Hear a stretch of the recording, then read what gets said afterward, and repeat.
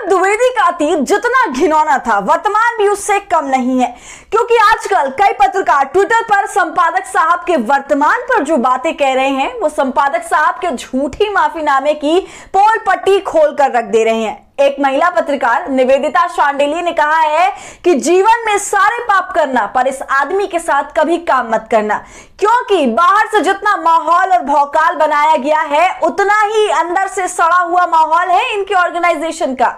तो वहीं एक और पत्रकार अर्चित कहते हैं कि संपादक साहब इंटरव्यू के नाम पर जलील करते हैं और वहां काम कर रहे पत्रकारों का मानसिक शोषण करते हैं। नमस्कार, आदाब, आप देख रहे खबर अड्डा और आपके साथ मैं हूं सुम्बुलीरम। सौरभ द्विवेदी के चेहरे से जो नकाब उतरा है, उसने बेचारे को समूची दुनिया के सामने ही शक्ल दिखाने लायक नहीं छोड़ा।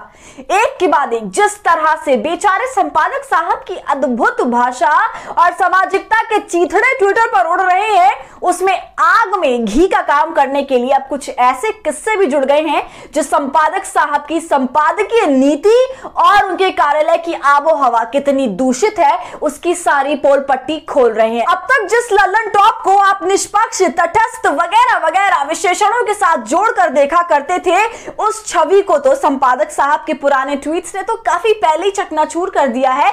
लेकिन आज जो बातें या कहिए लोगों के अनुभव जो हम आपके सामने रखने जा रहे हैं, वो आपको सौरभ द्विवेदी की बसाई गई दुनिया के अंदर के टॉक्सिक माहौल को उजागर करता है। संपादक साहब जैसे कितने गिद्ध मीडिया में बैठे हैं, उसका ठीक ठीक आकलन तो नहीं लगाया जा सकता, लेकिन जो बातें सामने आ रही हैं उससे एक बात तो साफ है कि जो माफीनामा सामने आया है वो इसलिए नहीं कि कुकर्मों का पछतावा संपादक जी को हुआ है, बल्कि इसलिए क्योंकि डर है कि अगर जितना खुदा है और उस खुदाई से जितना कुछ भी बाहर निकला है उस पर फौरन मिट्टी नहीं डाली गई, तो फिर आगे शायद ऐसा कुछ निकल आए जिसे संभाले नहीं संभाला जाएगा।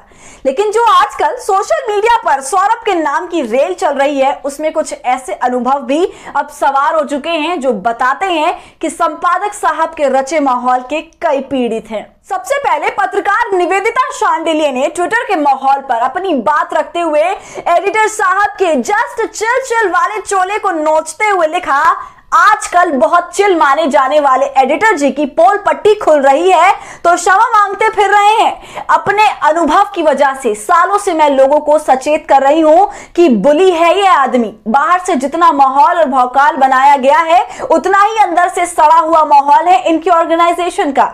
निवेदिता अपनी बात यही नहीं खत्म करती हैं, वो आगे लिखती हैं, हर मीडिया संस्थान से निकल रहे छात्रों को बहुत लुभावन जगह लगती है ये।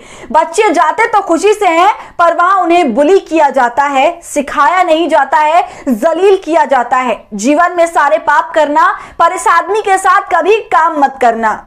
निवेदिता ने अपने अनुभवों के पन्ने पलटते हुए जैसे ये बातें रखी, एक और पत्रकार ने मीडिया जगत के अंदर की सच्चाई #courage to speak के साथ बयान किया। पत्रकार अर्चित गुप्ता ने ना तो किसी मीडिया संस्थान और ना ही किसी संपादक का नाम लिया, लेकिन उनकी आप बीती को सुनकर और आजकल जो कुछ भी ट्विटर पर चल रहा है, उससे आप समझ जाएंगे कि अर्चित का इशारा किसकी ओर है। अर्चित लिखते हैं, पिछले साल एक बड़े मीडिया समूह में वैकेंसी होने पर मैंने वहां इंटरव्यू दिया था। एक संपादक जो इन दिनों खुद को रवीश कुमार से कम नहीं समझते, ने इंटरव्यू के नाम पर जो मानसिक शोषण किया, आज उसी पर हिम्मत जुटाकर लिख रहा हूं।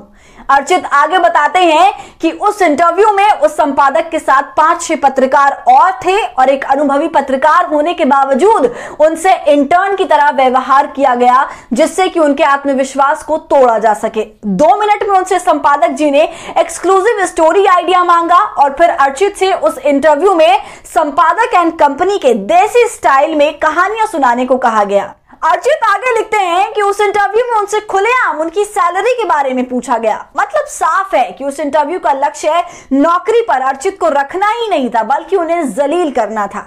इसका कारण आगे बताते हुए अर्चित लिखते हैं, इन्हें मेरे काम के बारे में पहले से ही पता था। ये जानते थे कि युवा वर्ग जानता है कि मैं बेरोजगारी पर बात करता हूं, मैं इनका कंपटीशन था। तो आप सभी इन 2 पत्रकारों की बातों से समझ सकते हैं कि जो तथाकथित रवीश कुमार बनने के फिराक में है, वो कितना बड़ा शेर की खाल में छिपा भेड़िया है। तो ट्वीट लीक के बाद से जो सच्चाइयां मीडिया की और एडिटर साहब की लगातार लीक होती जा रही हैं, उस पर क्या है आपकी राय, हमसे कमेंट सेक्शन में जरूर साझा कीजिए। और हमारे फ्री जर्नलिज्म को आपके सपोर्ट की जरूरत है, वो तभी होगा जब आप जितना ज्यादा थैंक्स के बटन का इस्तेमाल करेंगे और इससे हमारी हौसला अफजाई करेंगे। साथ ही अगर आपने अब तक हमारे चैनल खबर अड्डा को यूट्यूब पर सब्सक्राइब नहीं किया है तो इसे अभी सब्सक्राइब कर लीजिए।